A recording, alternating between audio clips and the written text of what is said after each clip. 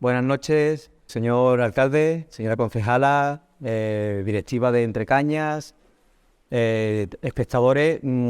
Siento que se haya quedado esto tan pequeño, pero bueno, la verdad es que da alegría.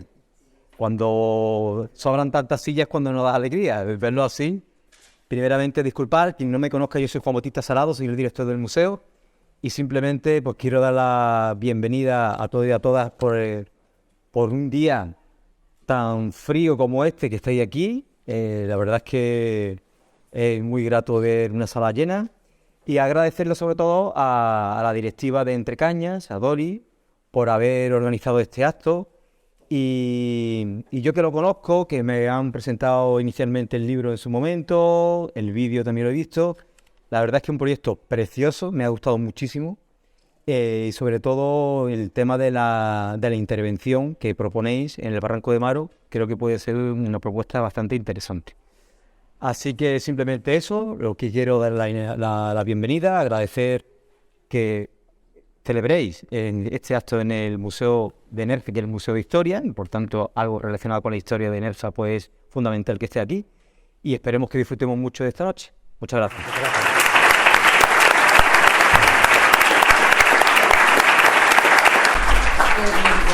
Buenas noches, bienvenido y bienvenida al museo. La Asociación Entrecañas agradece la presencia del señor alcalde y de los señores y las señoras concejalas del Ayuntamiento de Nerja. Muchas gracias por acompañarnos esta noche. Damos las gracias al Museo de Nerja, a Juan Bautista Salado, su director, a la Fundación Cueva de Nerja y a los trabajadores de este museo por cedernos este espacio.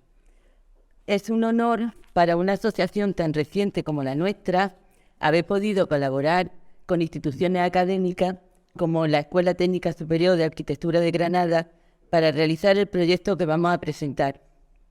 Muchas gracias al profesor José María Romero y a los alumnos de la asignatura Proyecto 1 por sus aportaciones, sus buenas aportaciones. Al apoyo de la Fundación Rizoma y al proyecto I+D+I del Ministerio de Ciencia e Innovación y Universidad de Málaga, y a todas y todos los destacados colaboradores que con sus reflexiones han apoyado este proyecto. Agradecer a nuestro reciente Premio Nacional de Artes Plásticas, Rogelio López Cuencas, por su colaboración, su apoyo y su participación en este acto. Gracias al compañero José Luis Cabello, que está aquí del Foro de la Memoria de la Zarquía, a Fernando Arca, profesor de Historia Contemporánea de la Universidad de Málaga. Y no puedo seguir porque me van a echar. Y a todos y a todos los que estáis aquí. Verdad, justicia y reparación. Esa es la consigna ante los crímenes del franquismo. Pero tenemos que tener mucho cuidado con la verdad y ser muy fieles a ella. El revisionismo y el negacionismo que tenemos hoy y que acechan cualquier desliz para negarlo todo, requieren de la mayor rigurosidad que el historiador puede aportar con un trabajo científico de investigación y contextualización. Sin verdad no hay justicia. Y para eso tenemos aquí al historiador Francisco Capilla, que comentará mejor que nosotros los hechos ocurridos en febrero de 1937 y que justifican que el Barranco de Maro se ha declarado espacio de memoria democrática. Más tarde, los coordinadores presentarán el proyecto que hemos presentado en el ayuntamiento, con el que nos proponemos resignificar el tramo de la carretera 340 a su paso por el Barranco de Maro, el barranco mismo con el puente como punto central y por otra parte también poner en valor y uso el puente como patrimonio de obra pública. Pero antes de eso, veremos un vídeo documental sobre aquellos hechos acaecidos aquí en Nerja. Porque mucha gente piensa que aquella tragedia le pasó a gente que venían de Málaga, que pasaron por la carretera, iban a Almería y que los bombardearon por el camino, y que aquí no pasó nada. Y no fue así. Nerja fue bombardeada. Murió mucha gente. Imaginad el terror cuando los mismos que nos bombardean hoy aparecen mañana por Punta Lara. Muchas familias salieron corriendo aterrorizadas. El documental de 15 minutos ha sido realizado por nuestro compañero Salvador Magaz, un profesional audiovisual que ha contado también con la colaboración de Amistades para la Música y para la Voz en Off. Gracias a todos. Y para narrar la huida energeña contamos con los testimonios de supervivientes de aquella tragedia. La Asociación La Volaera lo entrevistó en 2017 y gracias a Mariano Ibáñez, que lo grabó con paciencia infinita y que agradeceremos siempre, ¿dónde está Mariano? Tenemos hoy para el futuro una pequeña parte de sus declaraciones en este documental e íntegramente depositada en este museo. Los testimonios son de Ana Pireto Correa, José Gallardo Ortega, Mercedes Martín Muñoz y Manuel Atencia García, ya fallecido. Hemos recogido también el testimonio de José García Reyes, que falleció hace años, del documental de Juan Madrid, La carretera de la muerte, y Málaga 1937 de Rogelio López Cuenca, porque a José acudieron numerosos documentalistas e historiadores para recoger sus declaraciones y es un testimonio energeño imprescindible de mucho valor. Hoy tenemos aquí a Pilar Rodríguez, la mujer de José García Reyes, con casi 94 años, que se dice pronto, y que también tiene mucho que contar, ella. Muchas gracias por los testimonios y por la presencia aquí. Por último, ya termino, rogar al ayuntamiento y aprovechando que el señor alcalde está presente esta noche, tenga en cuenta este proyecto de bajo presupuesto que invita a la reflexión como sentido homenaje a todas las víctimas de la carretera de la muerte en general y a las víctimas nerceñas en particular.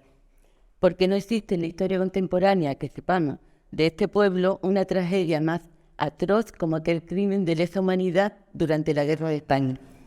Muchas gracias.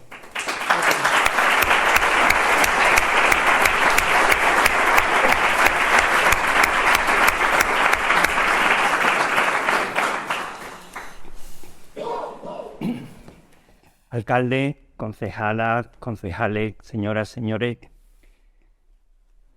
Hace ya 2 años, el 10 de marzo del año 2021, participé, los amigos de la Asociación Entre Cañas me invitaron a participar en una jornada con alumnos de la asignatura de primero de proyectos de la Escuela Técnica Superior de Arquitectura de Granada y con su profesor José María Romero. La idea era que ellos, pues ya les contarán luego, posteriormente, hicieran una visita a ese lugar excepcional que es el Barranco de Maro, desde todos los puntos de vista, ecológico, geográfico, paisajístico, histórico, y realizaran proyectos que tuvieran en cuenta todas esas cuestiones y además lo que es la memoria histórica. Para mí fue un verdadero placer guiar la visita, hablarles de la historia de aquel lugar. Volvimos luego posteriormente a una segunda visita y, bueno, el trabajo resultante de todo aquello, pues lo que hoy luego posteriormente les van a presentar. Me han pedido que contextualice, porque habrá mucha gente que sepa de qué va esto, pero habrá personas que no, que contextualice históricamente de lo que trata el asunto del proyecto que se trae hoy aquí. Hace ya 200 años aproximadamente, un militar prusiano llamado Karl von Clausewitz publicaba una obra voluminosa que se llamaba De la guerra. Era un tratadista sobre la guerra, hablaba de todos los tipos de guerra que había existido, de tácticas, de estrategia militar, y decía lo siguiente: aquel que use la fuerza en forma liberal, sin miramientos ante el derramamiento de sangre que ella involucre, obtendrá la superioridad si su adversario es menos vigoroso en su aplicación. Introducir en una filosofía de la guerra un principio de moderación sería un absurdo. La guerra es un acto de violencia llevado a sus últimos extremos. Y eso es así, desde que la guerra existe hasta la actualidad. Ha habido muchas formas de guerra a lo largo de la historia. Pero en el siglo XX se inició un tipo de guerra que hasta entonces nunca había existido. Hasta la Primera Guerra Mundial había frentes, había ejércitos que se enfrentaban y ahí quedaba la cosa. Pero a partir de entonces y durante la Segunda Guerra Mundial se entra en un nuevo tipo de guerra, donde aparecen los éxodos masivos de población, donde se destruyen pueblos, ciudades, se bombardean, donde ya no hay solo ejércitos, hay también población civil, hay una guerra total.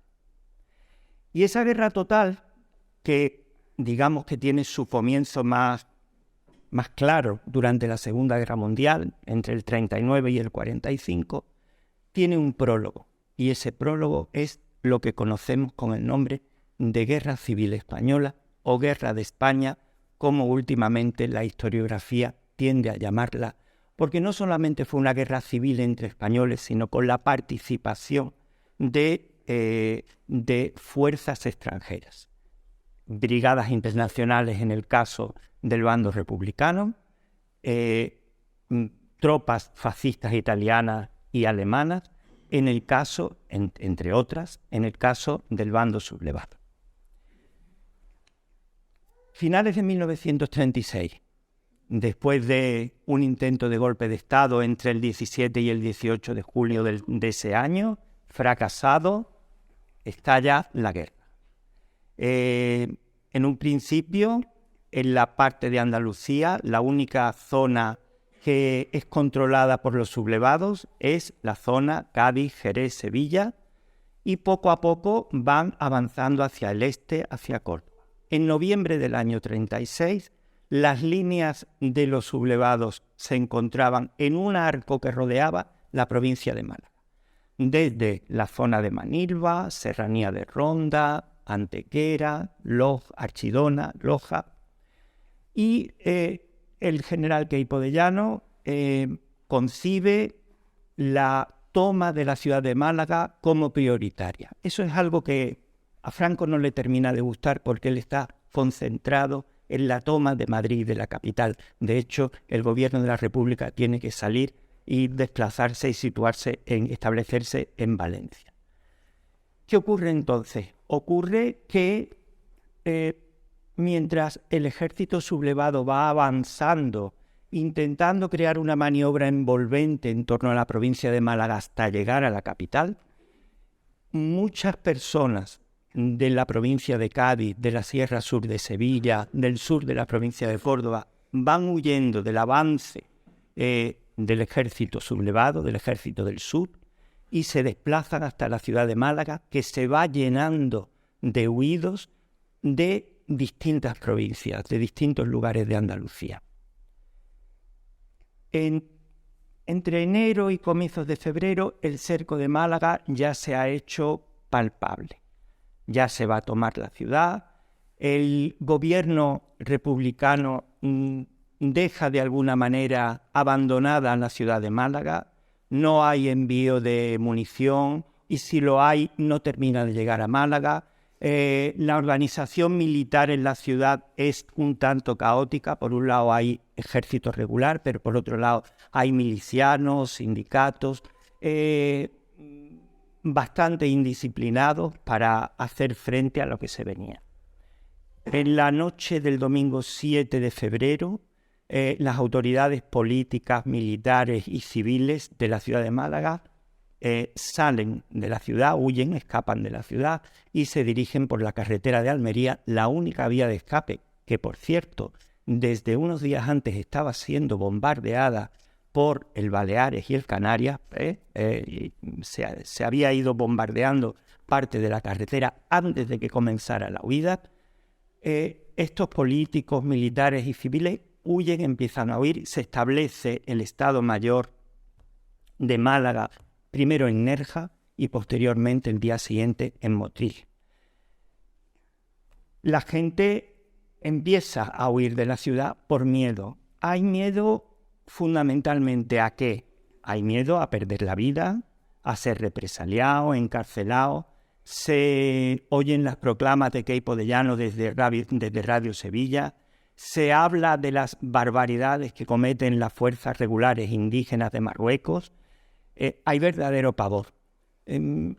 Hubo aquí hace unos meses un acto de confabulación en Granada 3 donde se habló de este tema.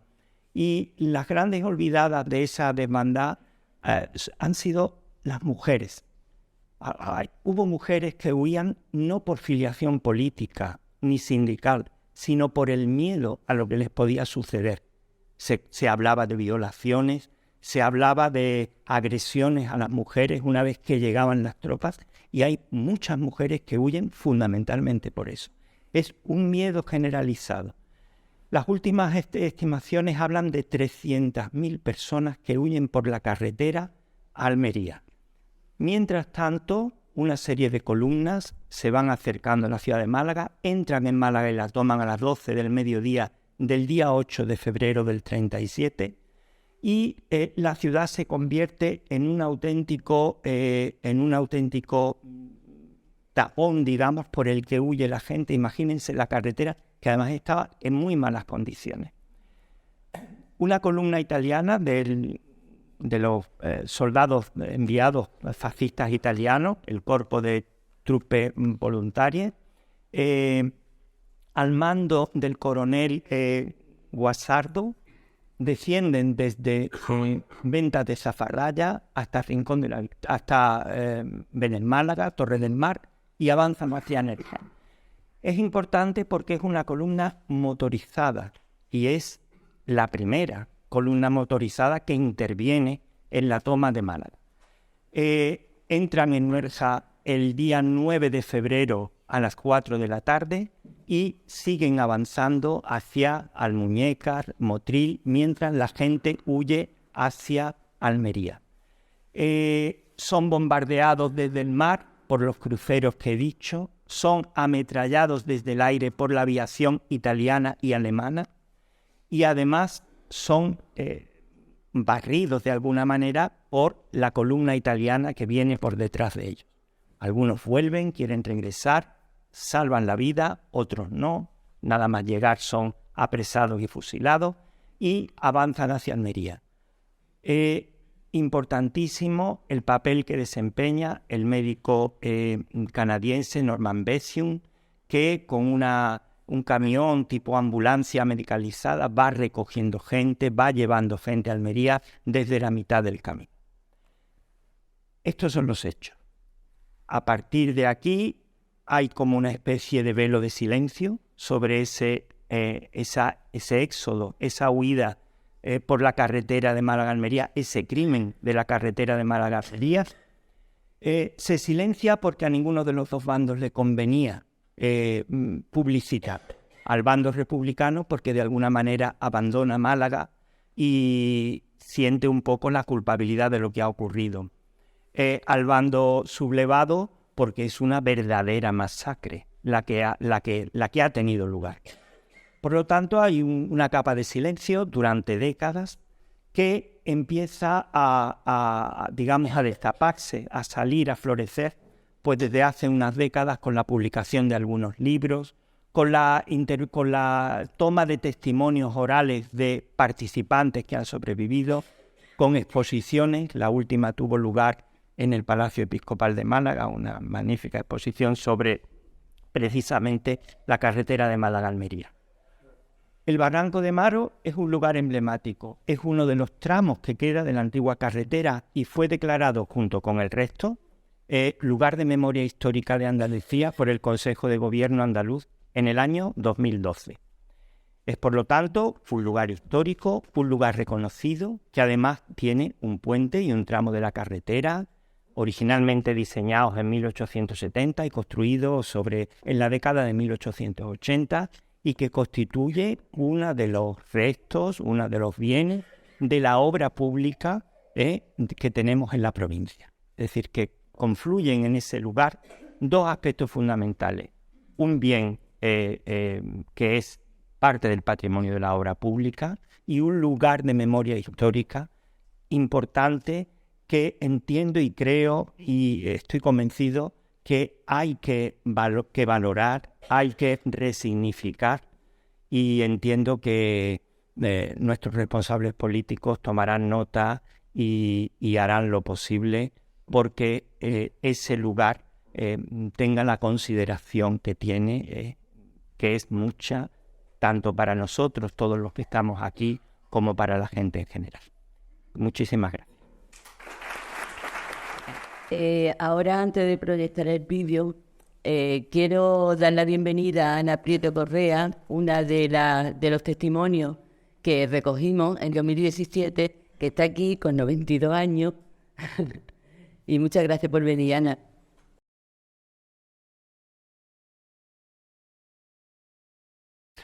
Toca el turno de presentar la segunda parte del acto, que consiste en explicar un poco cómo se ha hecho el libro, la participación que han tenido. Vamos a explicar las propuestas. De principio, yo al menos me voy a ceñir, como miembro de Entre Cañas, me voy a ceñir a explicar un poco cómo se hizo y el resultado final junto con las propuestas. Decir que los libros es de libre distribución. El que quiera se puede llevar un libro hasta agotar existencia. La verdad es que se han impreso pocos, del orden de 200, pero quedan ya muy poquitos, ¿no? No sabemos si habrá una segunda edición, José María. Pero bueno, Enrique Navarro está por ahí, a ver si se afloja el bolsillo. Para empezar, buenas noches, señor alcalde, señoras y señores concejales, y a todos en general. Pues es difícil ahora ponerse a agradecer la asistencia a tanto público, tanta gente interesada en el acto. Tras el estremecedor documental que acabamos de ver de lo ocurrido en la antigua Carretera Nacional 340 de Málaga-Almería en febrero de 1937, y de los conmovedores testimonios de algunos energénicos que lo vivieron, paso seguidamente a presentar el libro que se titula Propuesta Antigua Carretera Nacional 340 del Barranco de Maro, espacio de memoria democrática. En él, mediante una sencilla actuación, queremos recordar y homenajear a todas las personas que se vieron obligadas a sufrir esta infamia de los golpistas en la Guerra de España. Es necesario destacar que se trata de un libro de pequeño volumen y de modestas pretensiones, en donde se propone al Ayuntamiento de Nerja la realización de 4 pequeñas actuaciones de muy bajo presupuesto y de nulo impacto paisajístico. Algunas tan sencillas que podrían pasar desapercibidas, pero que en su conjunto conformarían ese espacio para la recuperación de la memoria democrática y para la reflexión sobre lo ocurrido. Cabe destacar que la zona del Barranco de Maro y todo su entorno es un espacio protegido de gran valor natural, cultural, paisajístico, patrimonial y memorialista. Y también tengo que decirlo, actualmente se encuentra amenazado por un proyecto urbanístico de gran envergadura, la zona, no concretamente el barranco. Las actuaciones recogidas en este libro son apenas una pequeña selección y también adaptación de los numerosos trabajos realizados por el alumnado de la asignatura Proyecto 1 de la Escuela de Arquitectura de Granada, que son los verdaderos protagonistas de este libro, junto a su profesor José María Romero. Esta iniciativa es la tercera colaboración realizada entre los vecinos y vecinas de Nerja y Maro con el área de proyectos arquitectónicos del Departamento de Expresión Gráfica, Arquitectónica y de la Ingeniería de la Universidad de Granada, el proyecto I+D+I del Ministerio de Ciencia, Innovación y Universidades de la Universidad de Málaga, que dirige el geógrafo Enrique Navarro, y de la Fundación Rizoma. En esta ocasión se ha contado con la colaboración de destacados expertos en diferentes disciplinas, tales como la arquitectura, la historia, la biología y ecología, las artes y el turismo también. Un apartado específico del libro se dedica a sus reflexiones. Las anteriores colaboraciones que hemos realizado con estas instituciones fueron el documental audiovisual Maro, el último Vergel, sobre la problemática del proyecto de Larios, del director Dani Natoli, que fue seleccionado y proyectado en el Festival de Cine de Málaga, y el proyecto Rehaciendo Maro 2035, de Sara Delgado y Aida Manrique. Este proyecto fue ganador del Premio Internacional de Urbanismo y Arquitectura Nundo Student. Pues seguidamente paso a explicar brevemente, mediante imágenes, lo que son una síntesis del libro y lo que son las actuaciones que proponen. El espacio. La carretera de la Nacional 340 fue declarada lugar de memoria histórica por la Junta de Andalucía mediante acuerdo del 20 de marzo de 2012 del Consejo de Gobierno, debido al éxodo y bombardeo que sufrió la población civil malagueña en 1937 en su desesperada huida a Almería ante la inminente toma de Málaga por las tropas. Aquí en esta foto podemos ver el área donde se pretende o proponemos que se realicen las siguientes intervenciones. Es desde lo que es la entrada al Barranco de Maro a poniente y la salida a levante o viceversa, y queda su histórico puente como punto central.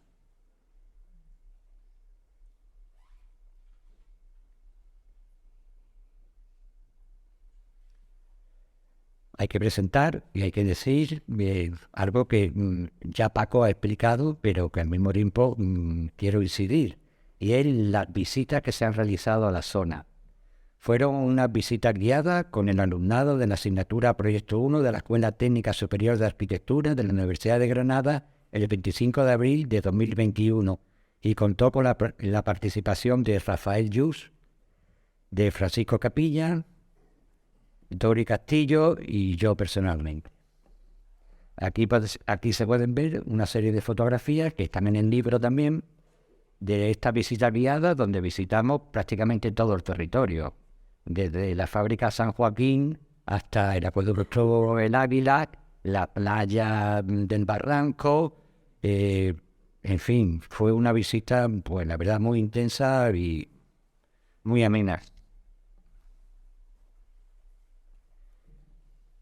Para realizar el trabajo, la metodología que hemos usado ha sido, la verdad, yo creo que ha sido bastante difícil para alumnos de primer curso, en este caso, ¿no?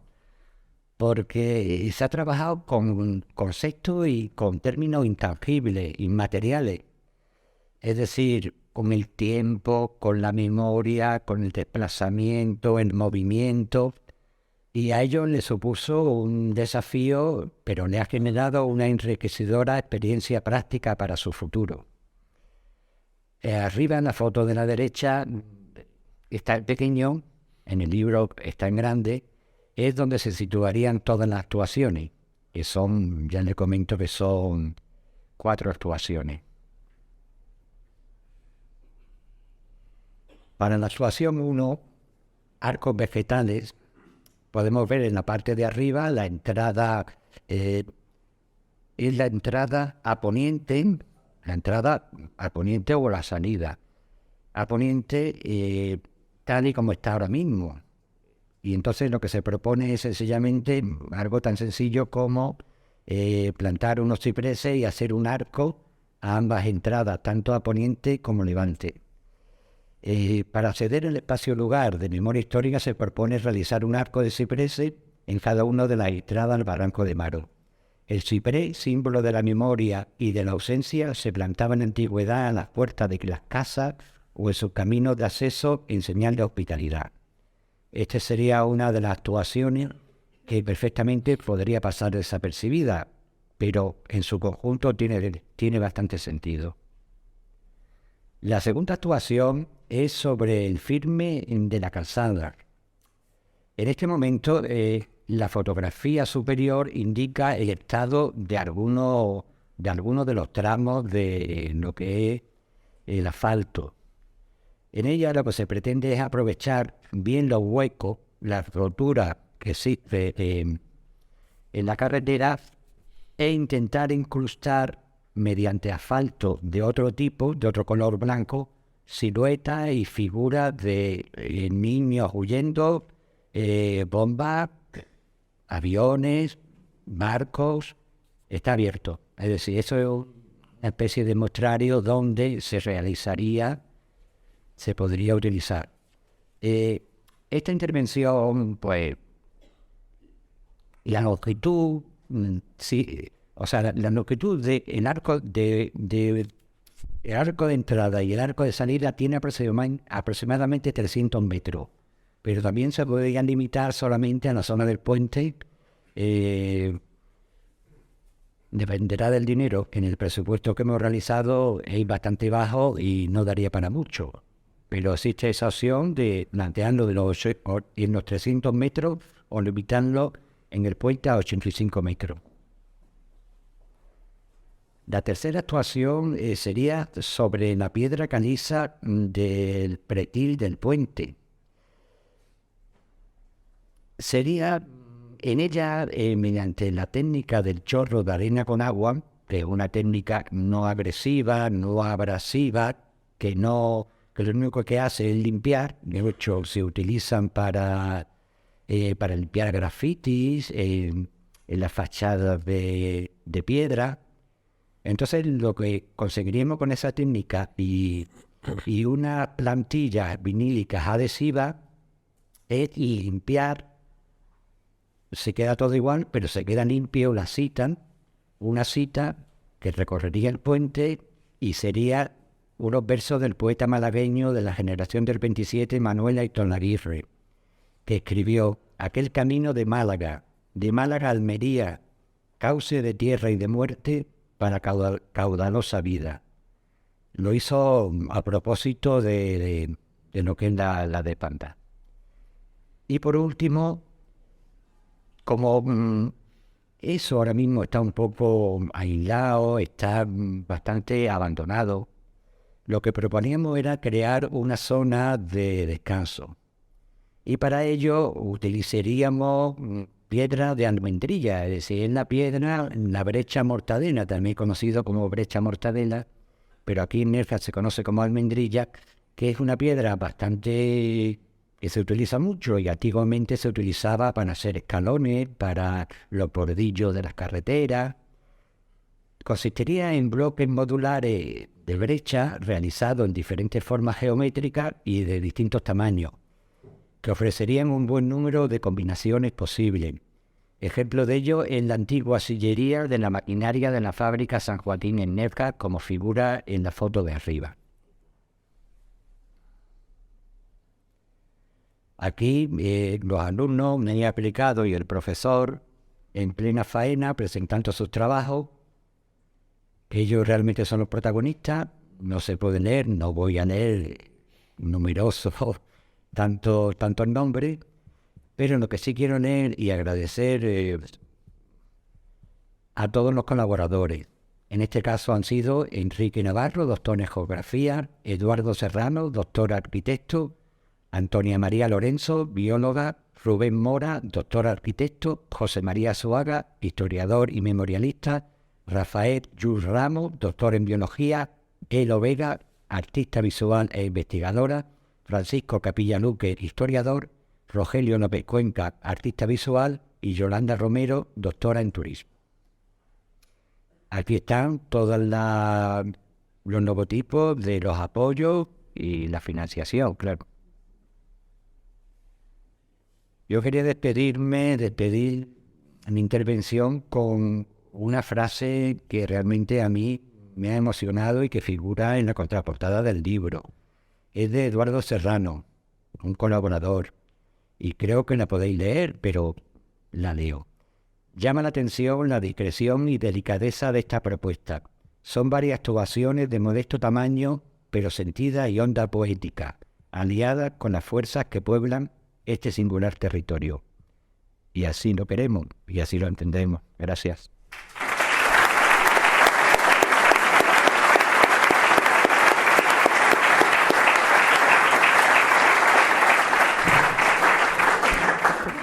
Jorge lo ha contado ya casi todo, o sea que mi tarea va a ser dejar menos. Por cierto, Eduardo no está, que tiene COVID, si no venía a venir. Bueno, en principio a mí me queda la parte académica de del trabajo que se ha realizado, pero antes de entrar en la parte académica tengo que hacer los agradecimientos, porque un trabajo académico que sale de la universidad es difícil que salga si no tiene la ayuda de mucha gente. Y este trabajo ha sido un trabajo colectivo desde el principio. Y yo creo que eso debería ser un ejemplo para muchas cosas que están pasando en la universidad en general, ¿no? Entonces, en principio, agradecimiento a la Asociación de Entrecañas, especialmente, sobre todo a Dori Castillo y a José Ana Pinos, por la posibilidad de poder desarrollar esto. Por supuesto, a Paco Capilla y a Rafael Lluís, que colaboraron en las visitas, dando clases magistrales a mis estudiantes y a mí mismo en los recorridos que hicimos. Por supuesto, los colaboradores del libro, que son Toñi Lorenzo, que está al final, con Rubén Mora, José María Zuaga, Eduardo Serrano, Elo Vega, Rafael, que lo tengo aquí al lado, así como al investigador principal, Enrique Navarro, que ha sido uno de los financiadores del proyecto del libro, que es el investigador principal del proyecto sobre turismo y de crecimiento de la Universidad de Madrid, que es, entre paréntesis, el que se tiene que aflojar el bolsillo. También, por supuesto, agradecer a mi escuela de arquitectura y a mi departamento también, que han apoyado económicamente la publicación del libro, ¿no?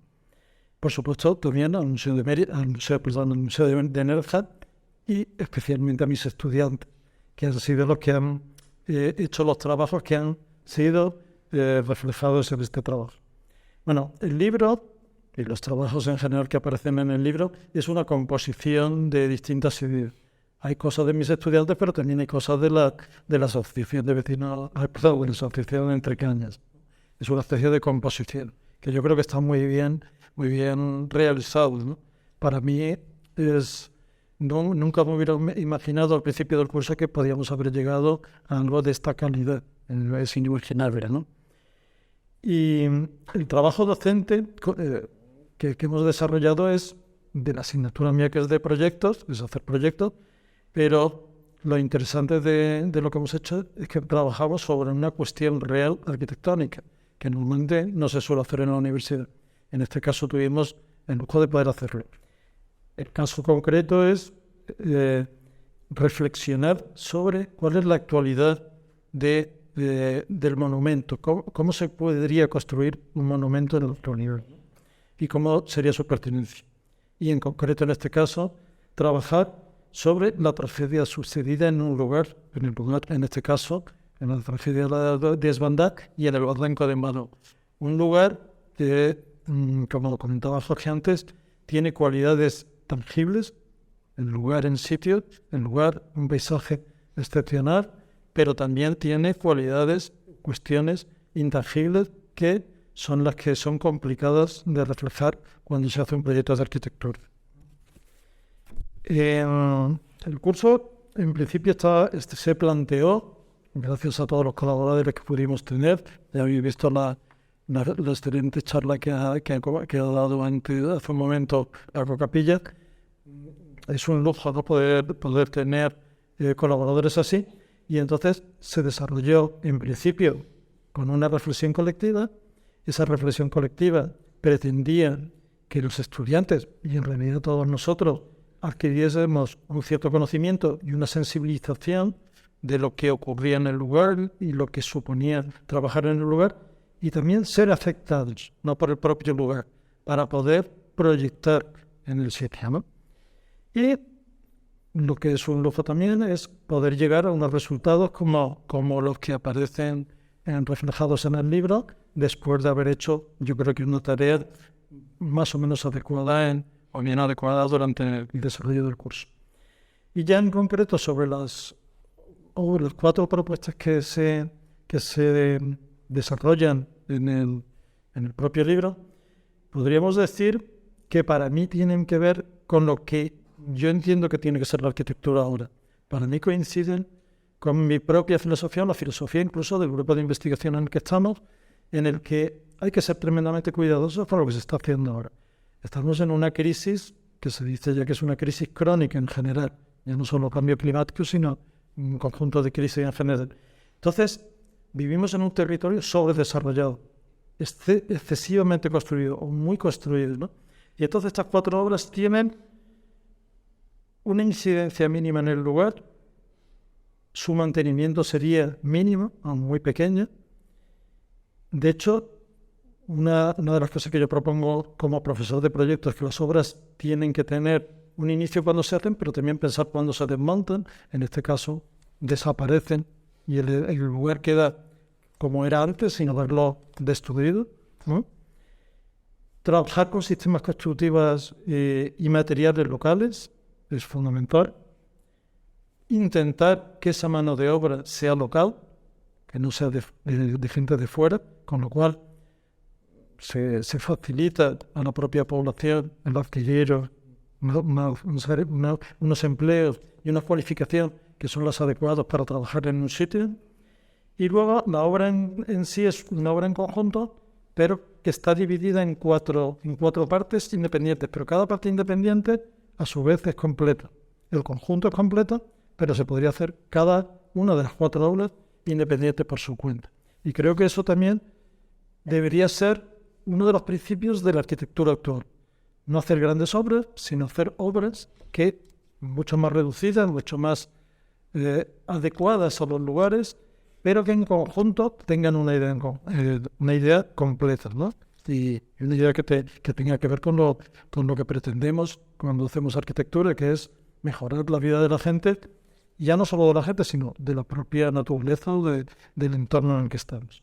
Y ya para terminar, comentar que esto ha sido un lujo y un auténtico placer trabajar en esto, ¿no? Y sobre todo agradecer a Jorge, ¿no?, la dedicación que ha tenido en esto, y para mí el gran lujo de poder haber intervenido en esto y haber tenido un resultado como el que hemos conseguido.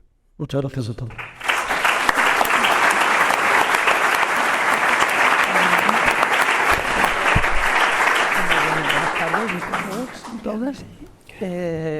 Me toca la difícil tarea de ser el remate de esta tarde después de unas intervenciones tan interesantes. Para ello, y para no redundar en asuntos que ya se han tratado, decidí, de acuerdo con Jorge Condori, abordar esta breve intervención desde el punto de vista de cómo contextualizar esta intervención, ¿no? La lógica de un monumento público a estas alturas desde la perspectiva de las prácticas artísticas contemporáneas, ¿no? ¿Qué sentido tiene? Lo ha antes atisbado José María entre los temas que se trataron, ¿no?, con los alumnos, con los estudiantes a la hora de elaborar las propuestas. Si pensamos en un monumento, no podemos evitar pensar en que casi por definición un monumento es por naturaleza antipático. Un monumento es la expresión artística favorita de los regímenes autoritarios. Un monumento siempre se erige de arriba abajo, se impone. Por lo tanto, digamos, el diálogo necesario entre una sociedad democrática y el monumento es un asunto lleno de tensiones. Lo que estáis viendo en estas imágenes que he seleccionado ilustran el modelo del monumento decimonónico. En el siglo XIX es la edad de oro del monumento. Es cuando se llenan las ciudades de Europa y las Américas, se llenan de monumentos que básicamente van a responder con variaciones a este esquema que estáis viendo. Es un héroe que puede ser un rey, un héroe militar, también un patricio, un miembro de la oligarquía local, ¿no?, de las élites económicas, o también lo que se llamaba en la época, con cierta pompa, un príncipe de las artes o de las letras, ¿no? Un emblema. Y vemos que todo está directamente relacionado con la construcción de la idea del Estado-Nación, de quiénes son esos individuos que representarían a la totalidad. Decíamos que se elige qué es lo mejor de esa sociedad. Se le elige un monumento, ya sea porque sea pues el humanista, el prócer benéfico, el héroe bélico o perteneciente directamente a la Casa Real que representa emblemáticamente a la nación. A título de observación secundaria, constatar cómo lo más habitual es que se trate de un héroe masculino que está rodeado o a veces acompañado en la parte inferior del pedestal por una figura femenina alegórica, desnuda, semidesnuda, que no representa una persona, a diferencia del homenajeado, sino una idea, está encarnando, está poniendo cuerpo a esa imagen. Bien, lo que sucede a lo largo del siglo XX, la crisis definitiva del monumento, está relacionada con que a los artistas deja de interesarles esto. Un artista, desde el romanticismo hasta la actualidad, está definido por su singularidad. Es una persona que se expresa individualmente. Con lo cual, el papel de aquel que le da forma a las ideas de otro, es decir, un rico o un propietario que le encarga a un artista que represente algo, que le dé cuerpo, que le dé imagen, que ennoblezca una idea. Eso empieza a caer en descrédito. Los artistas quieren tener sus propias cosas que contar. Eso por una parte. Y por otra, es la evolución de la escultura, no solo la escultura, la pintura también, hacia la abstracción. Estos objetos, la escultura moderna, el arte moderno, no habla de nada, habla de sí mismo. Habla o bien del artista que se está expresando, o bien se trata de un experimento formal, con los materiales, con los colores, etcétera. No está contando una historia, se niega a caer en esa bajeza. Aún así, todavía podemos ver, y estos son esculturas contemporáneas, exhibidas en el espacio público, y con un papel que hereda lo que tenía el monumento. El de arriba es una obra de calidad de Agustín Ibarrola. No es un ejercicio formal, abstracto, lo es, pero al mismo tiempo quiere fungir como un monumento. Es un monumento a las víctimas del terrorismo, se encuentra en la ciudad de Logroño. Y el trabajo que está en Valladolid se ve obligado a representar la celebración del 4º centenario de la fundación de la ciudad. Vemos que podría ser perfectamente intercambiable, ¿no? El de arriba podría ser el del centenario de la ciudad y el de abajo, es decir, son contenedores vacíos. Ese es un problema fundamental con el que se encuentra la lógica monumental. Después, ese callejón sin salida va a llevar, sobre todo a partir de la Segunda Guerra Mundial, a que desaparezcan los monumentos. Es decir, con excepciones, la historia singular de España va a hacer que esa lógica tan del gusto de los regímenes autoritarios por el monumento llegue hasta la mitad del siglo XX, ¿no? Pero lo que lo va a sustituir va a ser dedicarles, por ejemplo, pues, yo qué sé, independientemente de que se trata de escritores o escritoras o de políticos o de personalidades, a darle nombre a hospitales, sé que está el Hospital Juan Ramón Jiménez en Huelva, o el Hospital Reina Sofía, que hay un montón, o el Hospital, o la Biblioteca Infanta Elena, o la Estación María Zambrano. Es decir, que sean los propios edificios que tienen una utilidad los que funcionen como el monumento. Porque el monumento ha caído en un descrédito absoluto, ¿no? Vemos un par de ejemplos más de lo forzado que es intentar que una imagen abstracta intente representar algo. Esto es un monumento a la libertad. Podría ser perfectamente cualquier otra cosa, ¿no? Está inaugurado en la ciudad de Móstoles, pero sugiere una idea de libertad bastante conflictiva, ¿no? O este otro, que es podría ser, los traigo a ejemplo, ¿no?, de que podían perfectamente significar otra cosa que aquella para la que se les ha encomendado, ¿no? Esto es un monumento a unos héroes, una gente que falleció intentando salvar a un hombre que se ahogaba en Coruña. Pero podía ser perfectamente otra cosa, ya insisto en eso. Eso ha traído como consecuencia ese encontronazo, esa falta de adecuación, a la proliferación de monumentos que no son ya monumentos, son meramente decoración, ¿no? Es decir, evitar meterte en asuntos conflictivos, ¿no? Es decir, que sean meros elementos que a lo máximo que aspiren sea pues a despertar una sonrisa en el paseante, ¿no? Con una especie de disneyificación de la vida cotidiana en los entornos de las ciudades, ¿no? Como una ocurrencia, ¿no? Una originalidad. Vemos un par de ejemplos de esa tensión nunca resuelta a la hora de intentar hacer que una forma abstracta represente. Esto está en Torre del Mar, esta cosa, ¿no? Esta especie de cono escalonado, ¿no? Compuesto con piedra, y está la placa, no sé si lo leí desde ahí, pone dedicado a las víctimas de todo tipo de violencia, o algo así dice. Sí.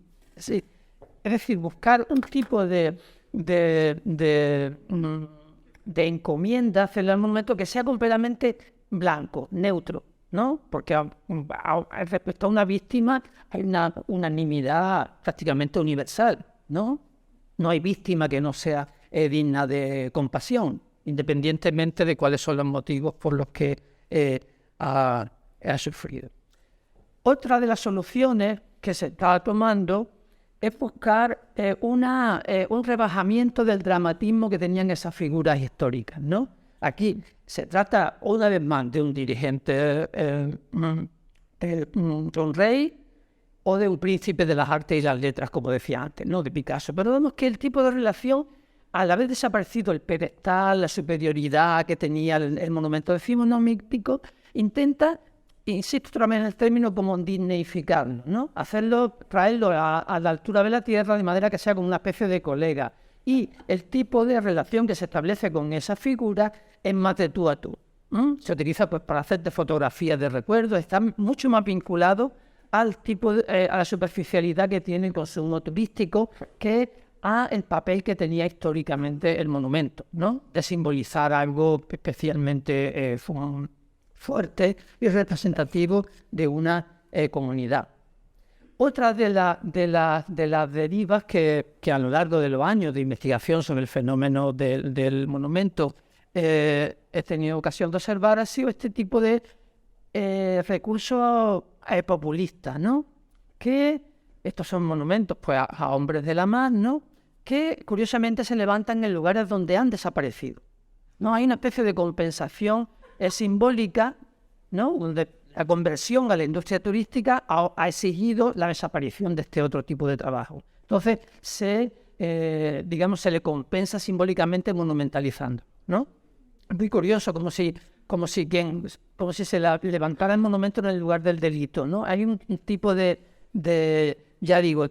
juego extraño en ese lugar. Pero hay algo importante, que es que se está dando por primera vez presencia monumental, en este caso incluso están heredando el célebre pedestal que los distinguía al monumento del resto de los mortales, a personas que no pertenecen a esos grupos selectos que hemos dicho al principio, ¿no? A esas élites, ya sean políticas, económicas o del mundo del arte o las letras. ¿Cuál es la diferencia? Que son personajes anónimos, no están personificados, ¿no? No son fulano y qué tal, sino se están dedicados a la colectividad. Digamos que hay una cierta economía al respecto. Esta la traigo como ejemplo de la solución que a veces se ha buscado para salomónicamente, desde la autoridad, no tomar partido por el arte abstracto impuesto en el espacio público cuando es un lugar al que no pertenece porque es incapaz de dialogar con el entorno, y los gustos populistas por los personajes, ¿no? Esto está en el Paseo Marítimo Antonio Machado, al final, una escultura abstracta de un escultor contemporáneo español, de Miquel Navarro, y un monumento al cantante Antonio Molina, pero que convive, ¿no? Es decir, buscar la solución por no verse obligado el ayuntamiento a decidir entre una cosa y otra, decidir aceptar los dos, con lo cual digamos que lo que se acaba es convirtiendo un espacio en una especie de Belén o de muestrarios de souvenirs que, digamos, acaba defraudando las expectativas que se tiene de un tipo de intervención en el espacio público, ¿no? Que precisamente es mejorar la vida de la gente, la calidad del paisaje, etc. Hay un problema, que es que siguen produciéndose, a pesar de que una sociedad democrática, por definición, no necesitaría héroes, necesita que nadie se sacrifique, más allá del cumplimiento de su deber y del ejercicio de sus derechos. Sin embargo, siguen produciéndose accidentes fuera de esa previsión. Este es un monumento a las víctimas de un vuelo Madrid-Canarias que digamos que se accidentó antes de abandonar el aeropuerto de Madrid y provocando cerca de 150 víctimas mortales. Entonces la autoridad se ve en la obligación de, como decía antes, de compensar simbólicamente, hacer un homenaje a esas víctimas, pero al mismo tiempo se ve en el conflicto de cómo voy a contar esto en un aeropuerto, cómo voy a recordar en un aeropuerto que el avión puede fracasar.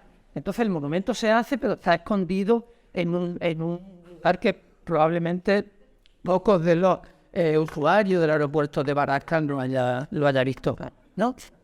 Sí, que se intenta compensar siempre esas dos tendencias.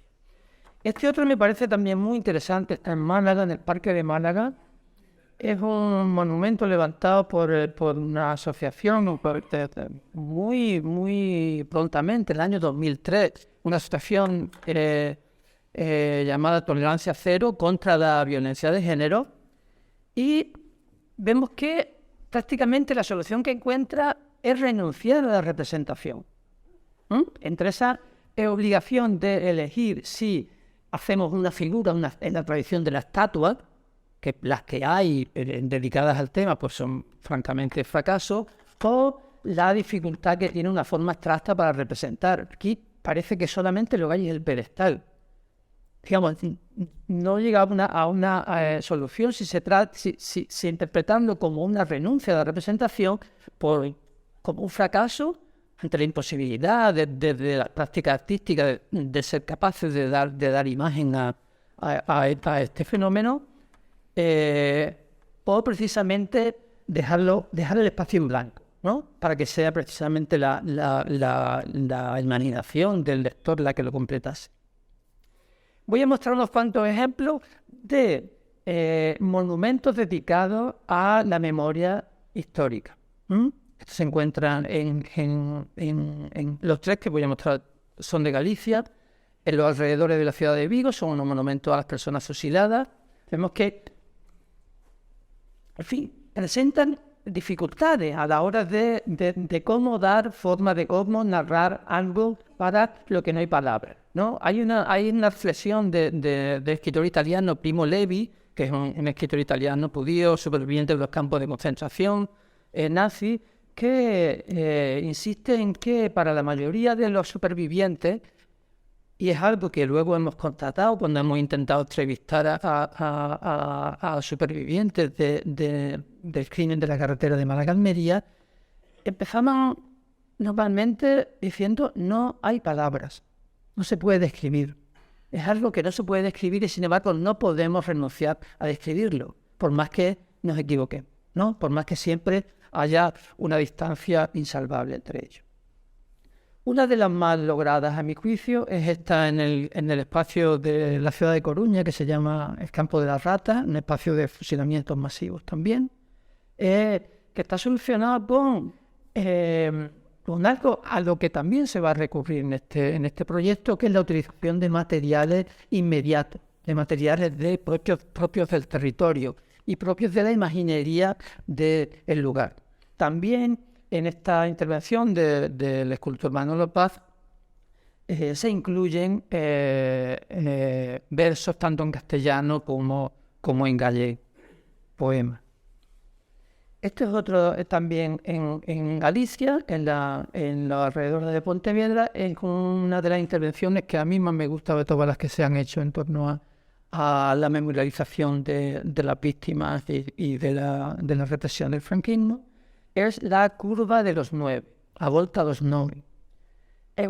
Y simplemente es una placa en el suelo en la que se enumeran las 9 personas fusiladas en ese lugar, y las cruces que veis arriba hacen alusión a algo que sí que es verdaderamente emocionante, que eran las cruces que la gente anónimamente pintaba en el sitio. Un lugar que era una fosa común clandestina, la gente señalizaba cada vez que se cumplía la fecha de una manera pues fuera de la ley, ¿no? Con peligro de la represión del régimen en ese momento. Es decir, que el monumento le esté dando memoria a un tipo de acción popular que está en la antípoda de lo que es el relato con el que hemos empezado, ¿no? El monumento a los grandes héroes, etc.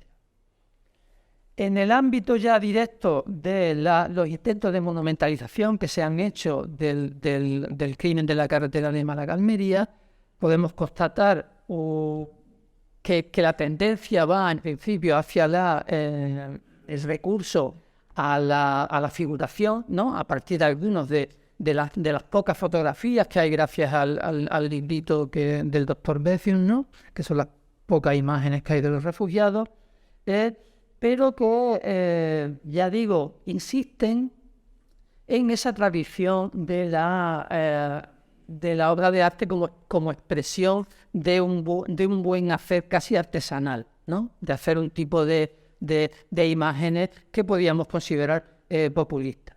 En el otro extremo estarían lo que me parece que serían tendencias en las que se podría englobar el proyecto que se está presentando aquí esta tarde.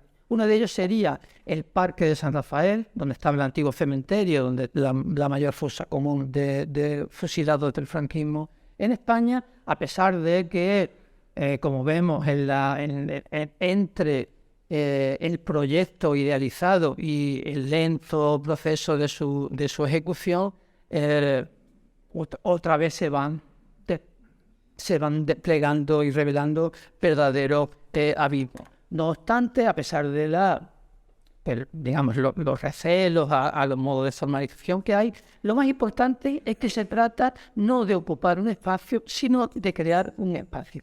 De crear un espacio en el sentido de que el monumento no es algo que se contempla, sino algo que se vive, algo en lo que se está, en lo que uno se integra.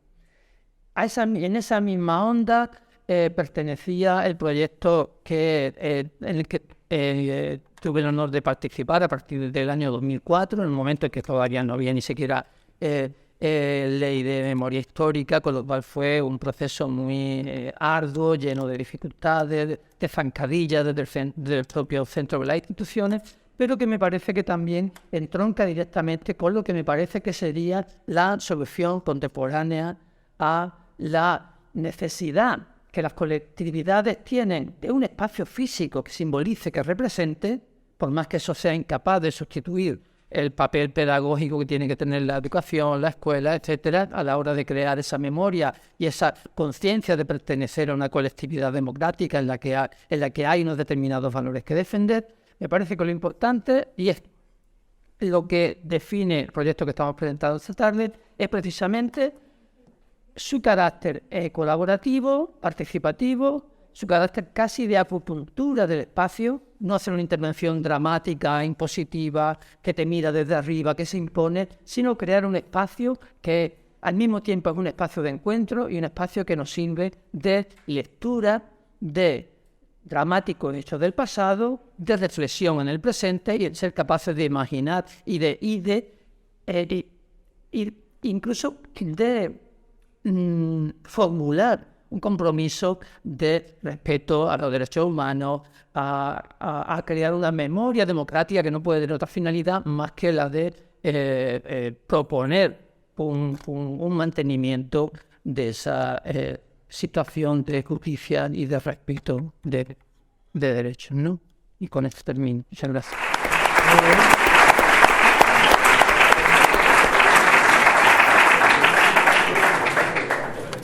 Muy bien, pues muchísimas gracias a todos. Ha sido un acto bastante participativo. Muchas gracias.